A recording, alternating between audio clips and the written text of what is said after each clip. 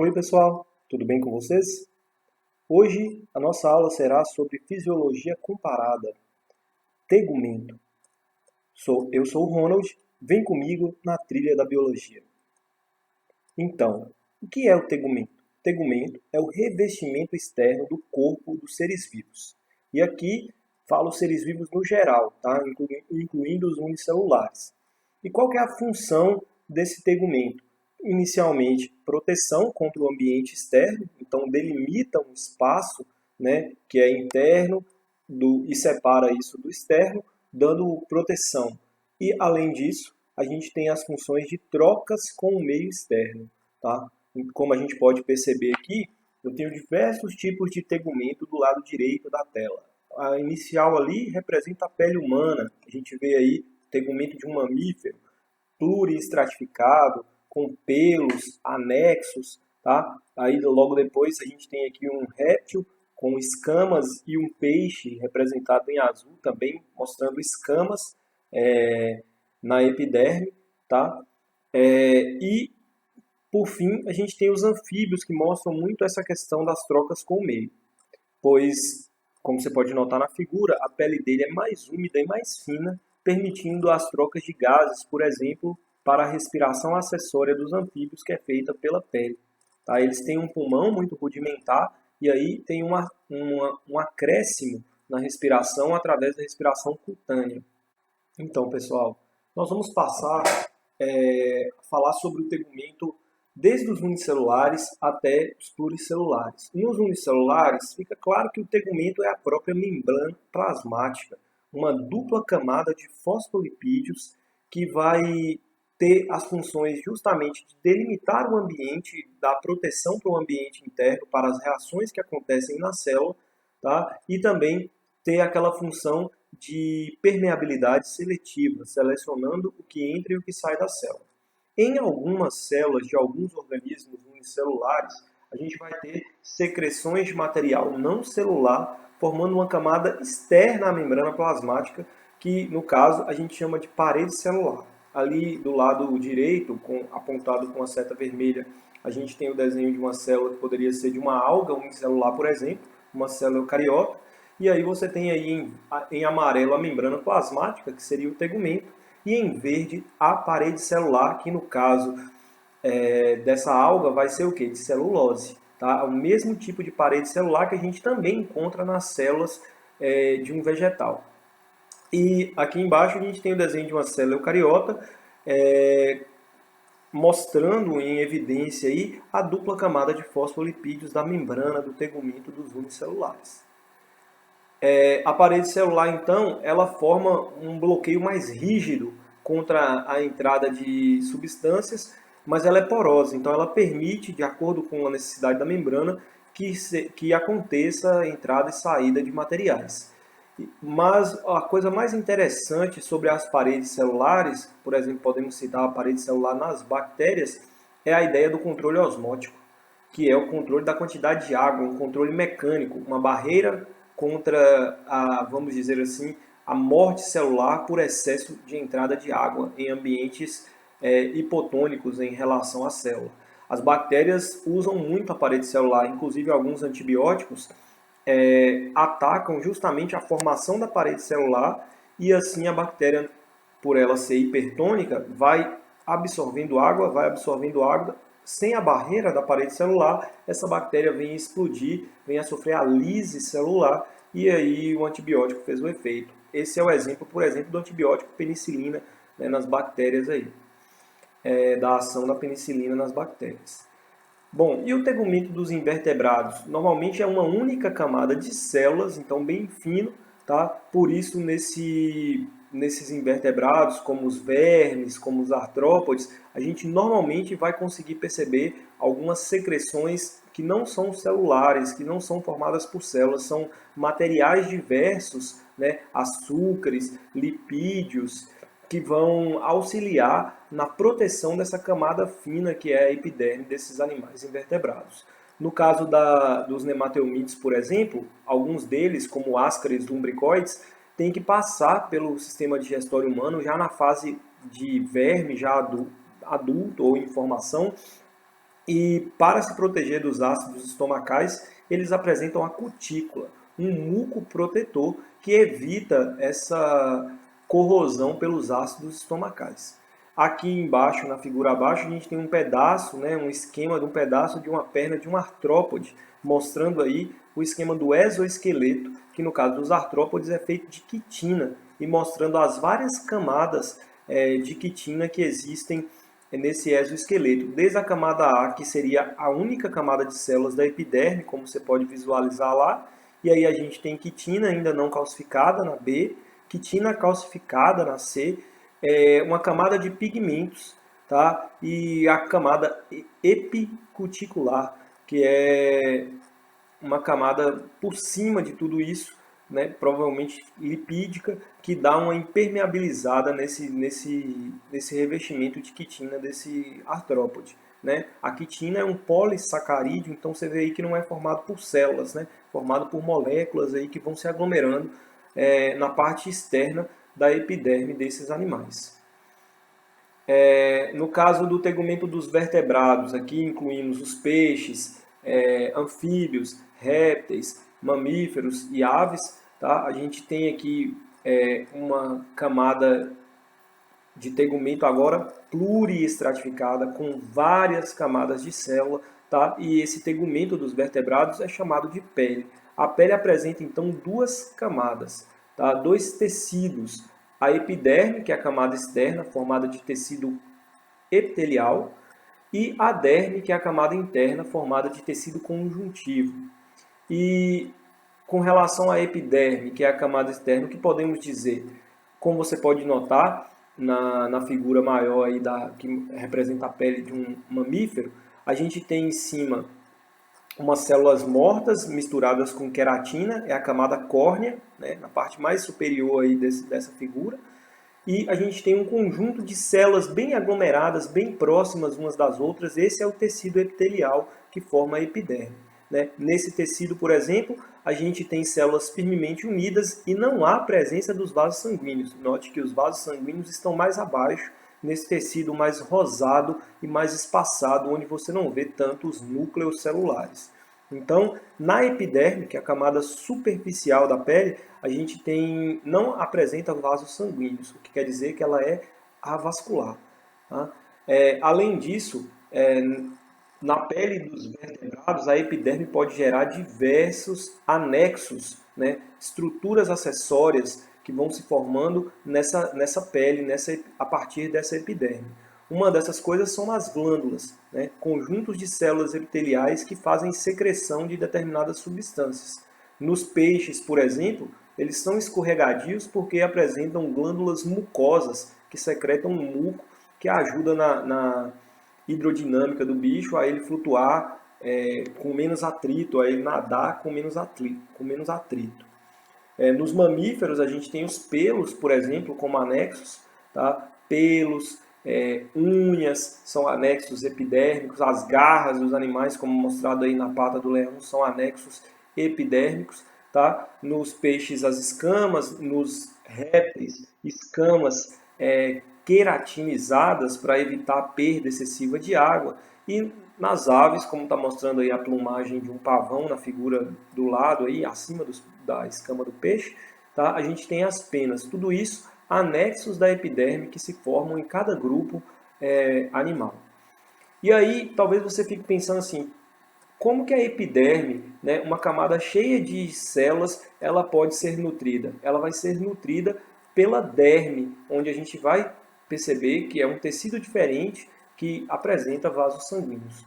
Outra coisa interessante da gente perceber aqui é que a epiderme é formada de várias camadas de células firmemente unidas justamente para dar essa função de proteção para a pele desses animais aí, para a pele desses seres vivos. Bom, e a derme, então?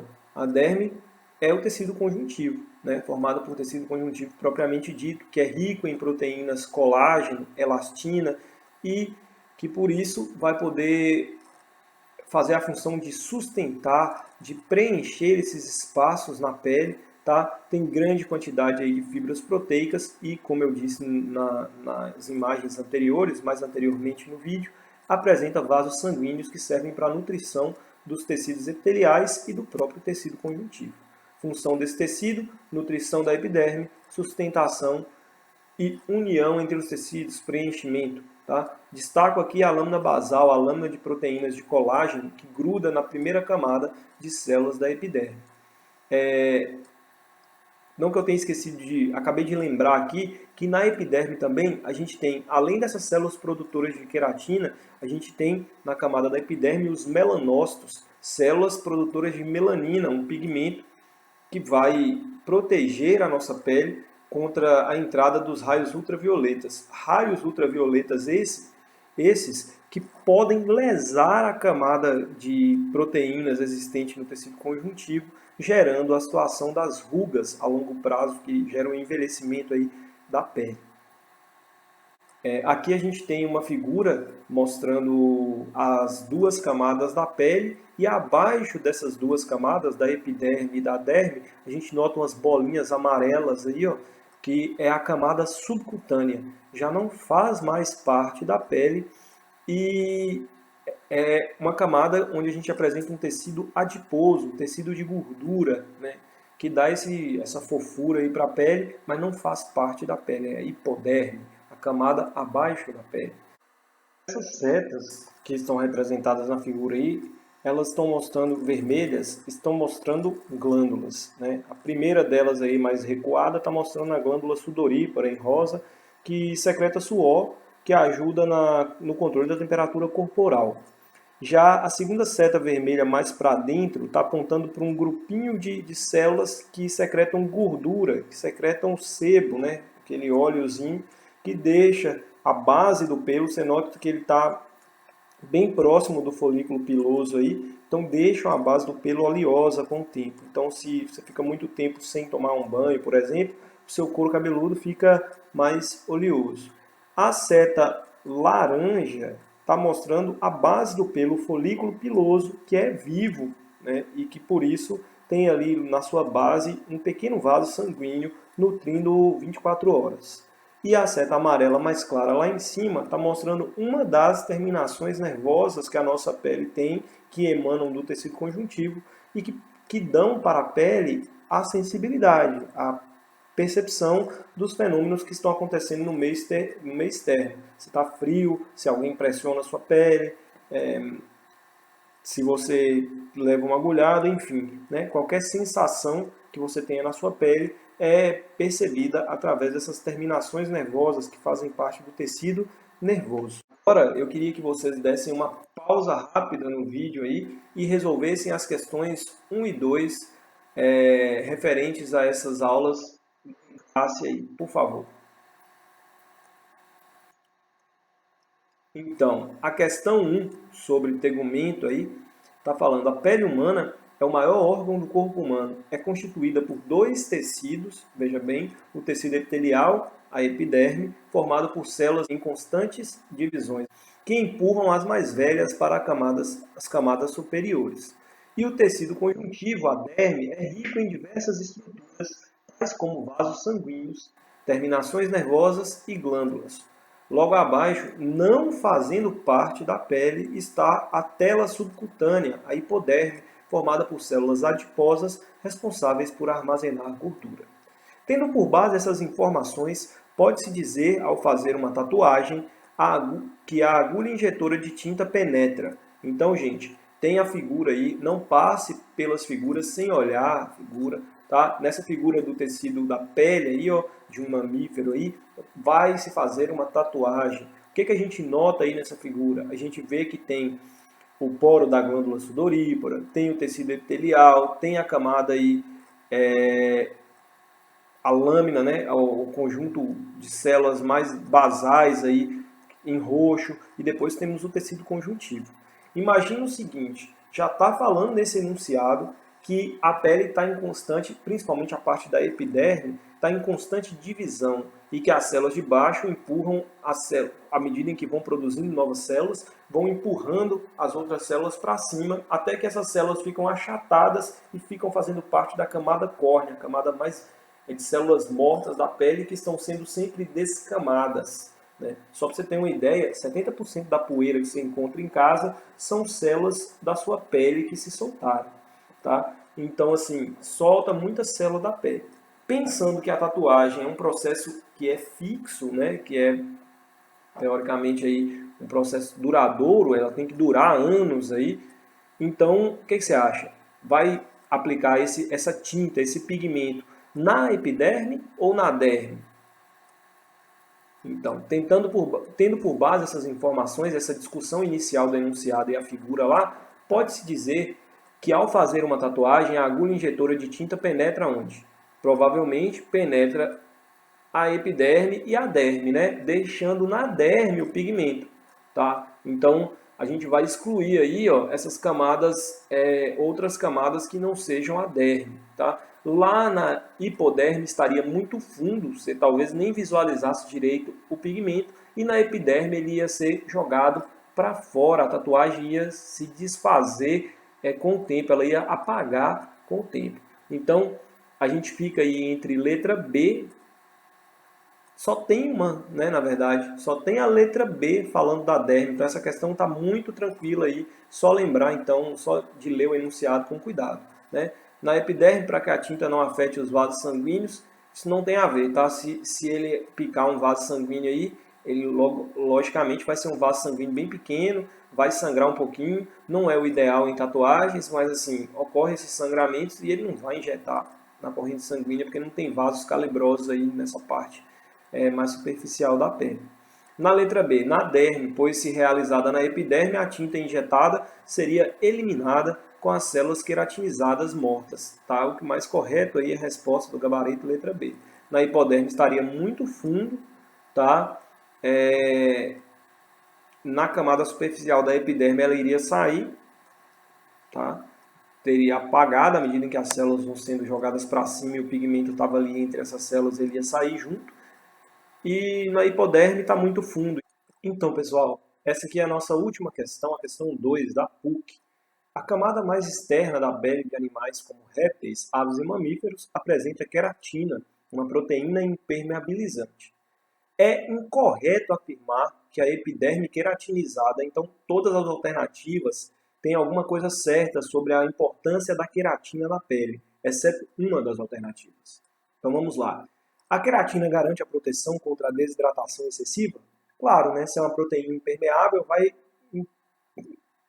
impedir, tanto que ocorra a entrada de substâncias, como também a perda de água, né?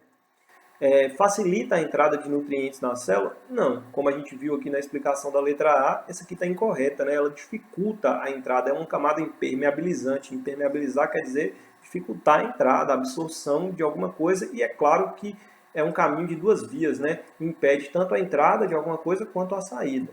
Aumenta a resistência contra a invasão microbiana? Sim, com certeza. E contribui para a adaptação à vida terrestre? Claro, porque uma das coisas que a gente precisa quando passamos a viver no ambiente terrestre é economizar água, e a queratina ajuda a evitar a perda excessiva de água nos animais. Começa com os répteis, aparece também nas aves e mamíferos aí, ok? Então a resposta, letra B, tá? É isso. Não se esqueçam, pessoal, de fazer a tarefa mínima das aulas 9 e 10 no plural. O prazo é até dia 5 de abril, beleza? Antes de finalizarmos o vídeo, gostaria de pedir que você deixasse seu feedback aí com relação a essas aulas que eu estou produzindo em casa, tá? De uma maneira muito artesanal, de uma maneira muito caseira dentro do meu escritório, sem isolamento acústico, então eu peço desculpa se apareceu algum ruído aí. E aí, deixe seu like se você gostou, deixe o dislike se você não achou bacana, mas se não achou bacana, deixe também o seu comentário, tá? Para a gente possa melhorar. Obrigado e até a próxima.